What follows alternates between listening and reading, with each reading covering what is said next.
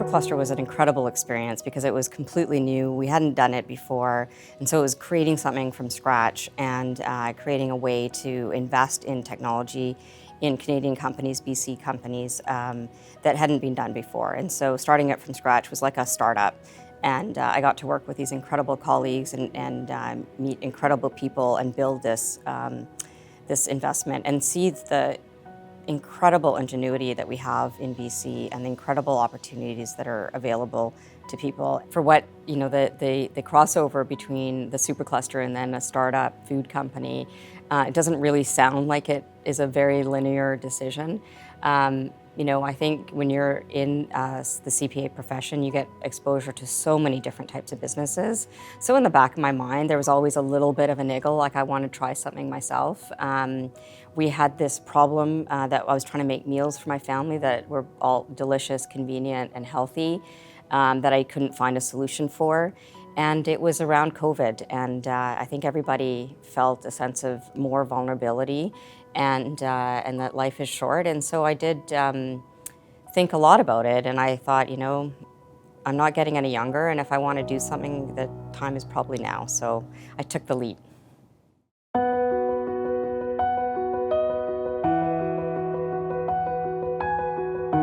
I was ahead of the game because the stuff that I did at the university was all computer generated. So I was ahead of everybody else in technology. I wish I could say today I was ahead of everybody, but I'm not today anymore.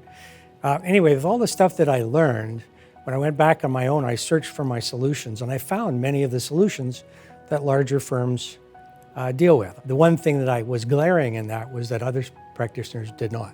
There's two ways that I try to help. One is to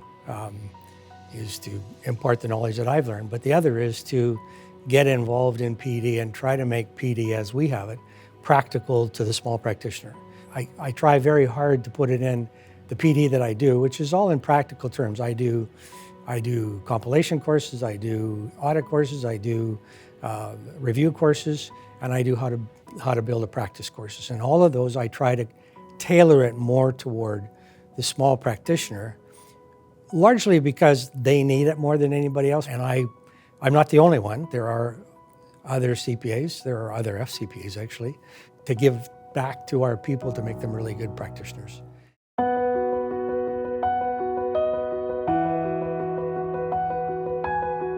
My time at Methanex was extraordinary, but you know, the most exciting, most important thing, and the thing I enjoyed the most was people. We had an extraordinarily talented team, and I had so much respect for them, and that was the number one joy. The second thing is we were a global company, and we are a global company. Methanex is a chemical commodity. It's naturally subject to cycles, and often you don't know when the cycles are going to come. So you have to be prepared to manage through the good, bad, and the ugly. And you know, I call that being able to play good offense and good defense. And what I mean by that is for on a defensive perspective, you have to be able to set up your company so you have a good reputation, you have good financial reporting practices, good compliance practices, but even more importantly, have a really strong balance sheet. So when the tough times come, you can weather the storm. In terms of the offense, you know, one really good story for me is in my favorite project I've worked on was a very complicated and innovative project where we moved two plants from Chile, two large world-scale chemical plants from Chile to a new site in Louisiana, Geismar, Louisiana.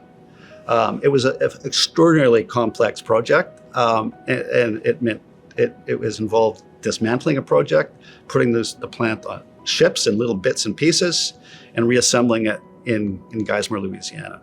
It involved the whole company. It was an amazing project. As it turns out, it was extraordinarily successful. And the plant started up on time, on budget, and we have subsequently added another plant. So it's just an absolutely fabulous story.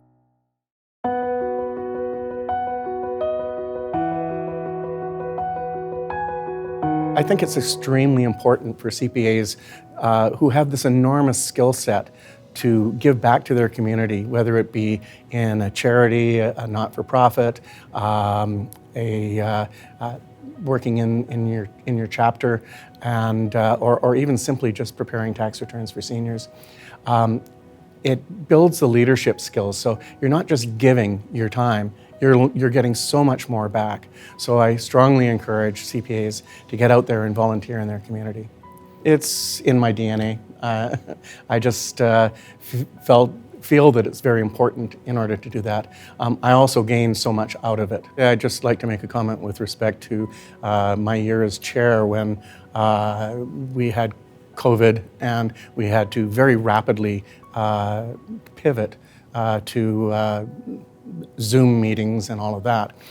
So I found that my board was extremely effective in that period and was able to ensure that the profession was being run properly. I also want to highlight the staff of CPABC at that time, who also pivoted very quickly in order to provide the services to our members. The other two initiatives that I took on when I was chair were EDI and our Indigenous strategy. I've always felt that we need to expand our profession, and bringing in the Indigenous peoples and partnering with them in order to grow their communities was extremely important to me personally. So I was happy to champion that.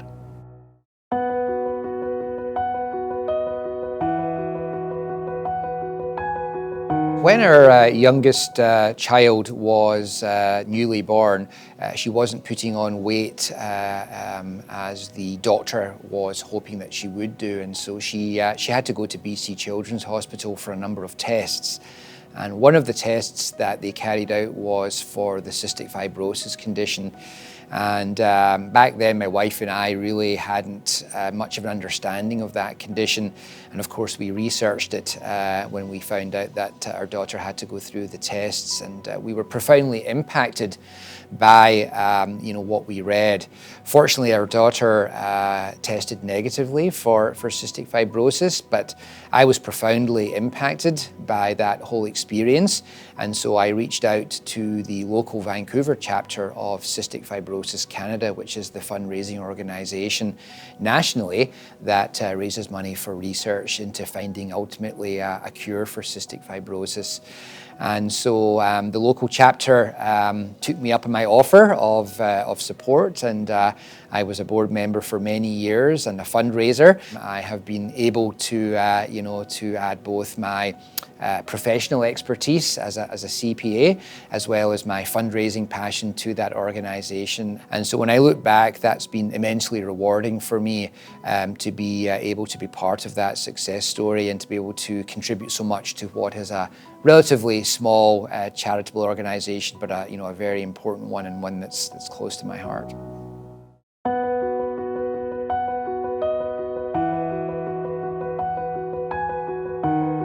Water Aid is about providing clean water and sanitation, proper sanitation to people who don't have any.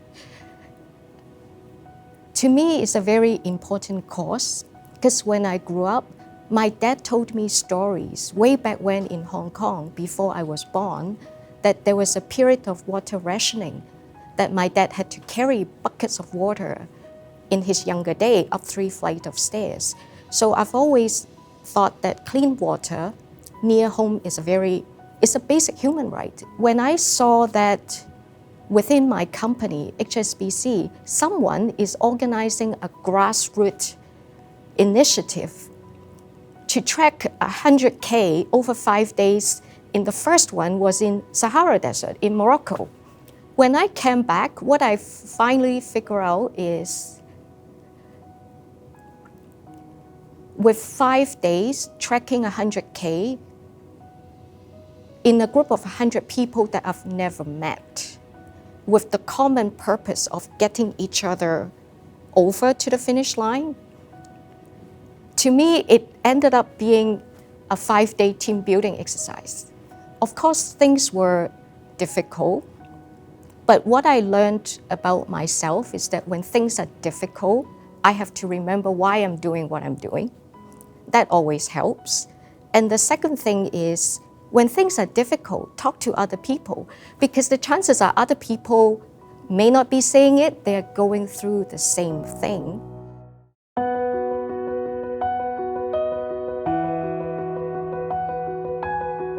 tax policy impacts economic, social well-being of individuals, businesses, and just our country as a whole.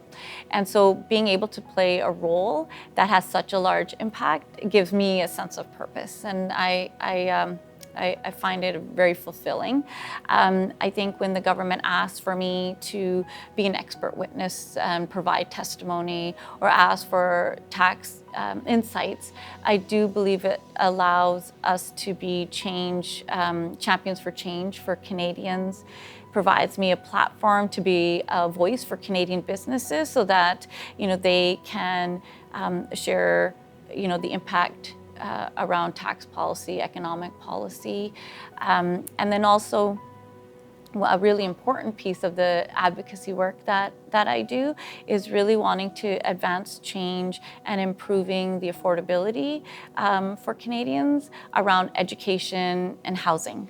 One of the best examples I have is just around the government programs that were rolled out to support Canadian businesses during the pandemic. And so these were rolled out to support businesses so that they could stay afloat and be able to support their employees. And so we were asked by government to provide our insights and to say, are there any gaps? Are there businesses that aren't being supported by these programs? And also we were asked to help build a streamlined process so that the funds could be distributed in a timely basis to meet the needs of our Canadians. So I think we played a really active role, and we're able to see the impact happen in real time.